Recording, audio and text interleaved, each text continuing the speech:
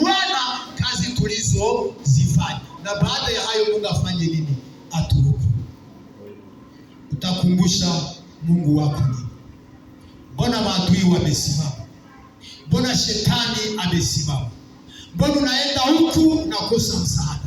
Mpaka leo haujajua kama unasimama au kama hausimami.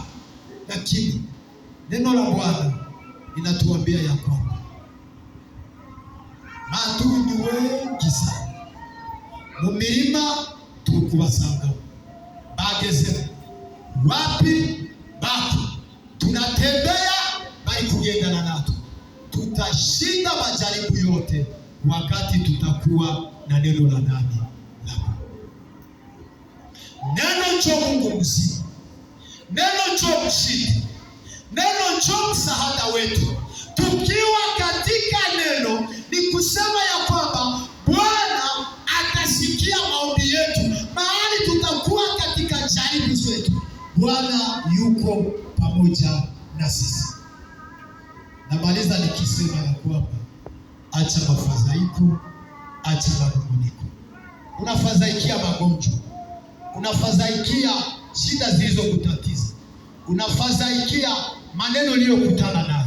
Acha, zile ni vivunja moyo. Usiogope tena. Aliyeshinda msalabani, aliyeshinda kifo na mauti ni yeye angali, na sisi atafanya nini? Atatushinda nini? Bwana abariki maneno haya kwenu na kwangu katika jina la Yesu Kristo. Tunaenda kuomba. Nehemia akasema na mbamvu ya tuvana kumulima. Sijue kama na wewe ufiti mbamvu. Hari mbamvu nyingi zinaacha hautumiki. Hari mbamvu nyingi zinaacha hausonge mbele.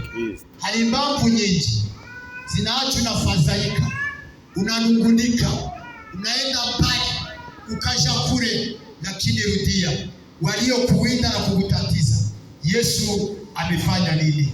Amewashinda. Kama unataka Yesu akushindanie, kama unataka Bwana utembee pamoja naye, kama unataka katika jaribu zote Yesu awe wa kwanza, utasimama tuambie Mungu amshindanie. Maana pasipo Yesu kukushindania hautaweza. Jaribu ni mingi, hautaweza kupita ile mlango ya adui yako, hautaweza. Yesu asipokuwezesha hautaweza. Nehemia akajenga kazi, na wewe jenga kazi. Acha manunguniko, acha mafadhaiko, acha kwenda mbali. Uambie Yesu akutie nguvu, na mimi niambie Yesu anitie nguvu. Maana hii kazi ni hatari. Pasipo Bwana kutuwezesha hatutaweza. Bwana akusaidie. Tutamwacha mwalimu wa mahali kuomba juu ya msamaha kwa watoto wa Mungu. Karibu sana.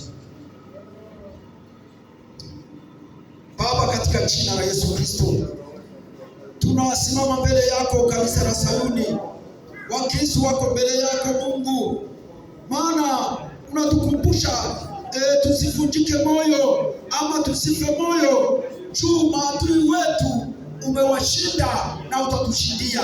Ikiwa shida ni nyingi, matatizo ni mingi, majaribu ni mengi kwa watu wako, Mungu usinyamaze kimya. Tunakutumainia kwamba wewe ni Mungu. Samehe kila mtu ambaye amevunjika moyo, ambaye amerudi nyuma juu ya kuvunja moyo, juu ya maneno mbalimbali, juu ya kumshimanga, juu ya kumsema. Mungu msamehe. Samehe huyu Mkristo, samehe huyu ndugu, umtendee mema mara tena.